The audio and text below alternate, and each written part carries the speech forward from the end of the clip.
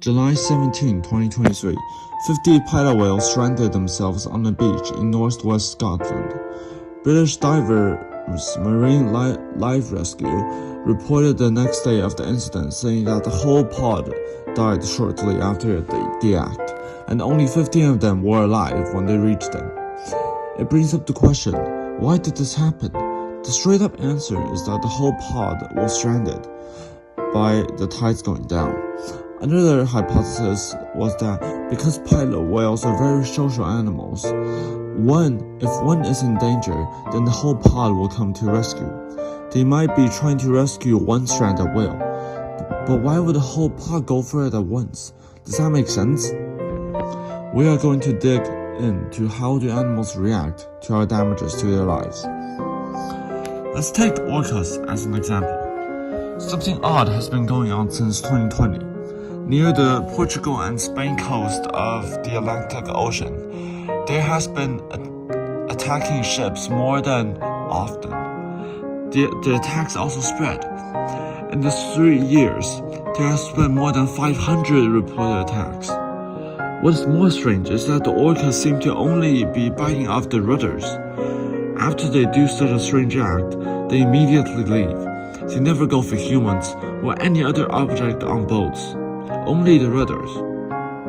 However, there also is a statement made saying that this is just a playful act for juveniles, or it might actually be older orcas having trouble with nets or human activities. No matter how we look at it, this is definitely, just like the pilot whales, a strange behavior.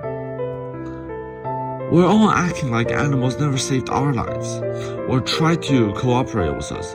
In 2014, an athlete named Adam Walker was hosting a Whales and Dolphins organization charity event by taking an 8-hour ocean swim. Everything was smooth until he saw a great white shark about 6 feet long right in front of his eyes. He was terrified until a pod of dolphins fended off the shark and swam in Adam's pace through the ocean in a circle around him for an hour before they saw he was safe and left. Mutualism, a word that means both sides of two species benefit. We can take the orcas as an example again for mutualism. This is one of the most interesting stories between us and them. The story happens at the Port of Eden in southeastern Australia between 1840 and 1930. A pod of orcas, with the name Old Tom as the leader, would assist the whalers in hunting.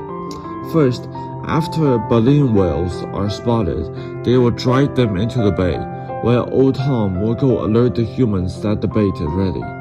After the humans kill the whales, they will leave the carcass under the water for the orcas to get their share, usually the ton, and that is why this was called the Law of the Ton.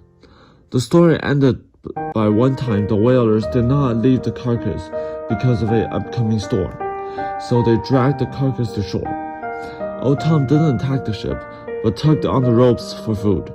Some people say they clearly saw Old Tom losing teeth. Old Tom's body washed up onto shore in 1930. Scientists guessed that it was from starvation. His skeleton is now in Eden Killer Whale Museum, and Old Tom was given the name the King of Killers, and thus ended the relationship between us and the whales of Eden. Clearly, we can see that animals have tried multiple times to coexist with us, and even tried to help each other. So is it not our job to even return the favor, or just do the simple task of leaving them alone? What if the orcas biting off rudders is trying to send a message?